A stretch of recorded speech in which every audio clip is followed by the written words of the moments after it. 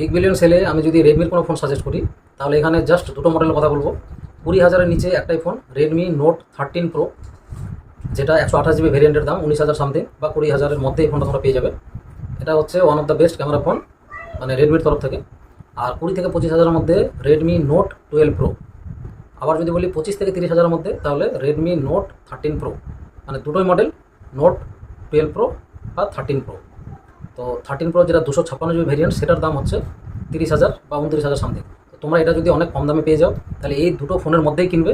Camera centric এই দুটোই phone, DSLR মতো ছবি আসে, ব্যাটারি ব্যাকআপও ভালো, ক্যামেরা পারফরমেন্স খুব ভালো। সেই জন্য এই দুটো ফোন ছাড়া অন্য ফোন যদি তোমরা নাও তাহলে সেই ফোনগুলো অতটা ভালো হবে না। তোমরা যদি নোট 13টাই নাও তাহলে সেটাতে ওরকম ক্যামেরা কোয়ালিটি পাবে না যেটা নোট 13 প্রোটাতে আছে। Pro means professional. এখানে ওই জন্য আমি দুটো ফোনই সাজেস্ট করলাম যেন কারোর মধ্যে কনফিউশন না হয়। আদার্স ফোনগুলোর ক্যামেরা কোয়ালিটি অতটা ভালো না। হ্যাঁ, আরও আছে, যেরকম নোট 10 প্রো আছে, কিন্তু ওগুলো 4G ফোন। আর এখনকার দিনে যেহেতু 5G নেটওয়ার্ক, 4G ফোন কিনলে তোমাদেরই লস। তো আমি বলবো যদি কেউ রেডমির ফোন কেনো তাহলে এই দুটো মডেলের মধ্যেই কিনবে, আদার্স কোনো ফোন কিনবে না যদি ক্যামেরা প্রায়োরিটি থাকে তাহলে। একটা বললাম রেডমি নোট 12 প্রো, আর একটা 13 প্রো 128 GB ভেরিয়েন্ট, আর একটা আছে 256 GB ভেরিয়েন্ট। তোমরা যেই দামে পাবে নিয়ে নেবে, মানে 15 থেকে 30,000-এর মধ্যে বললাম, আর এই দামে এই ফোনগুলো থাকবে বিগ বিলিয়ন সেলে। নির্দ্বিধায় এই ফোনগুলো কিনতে পারো।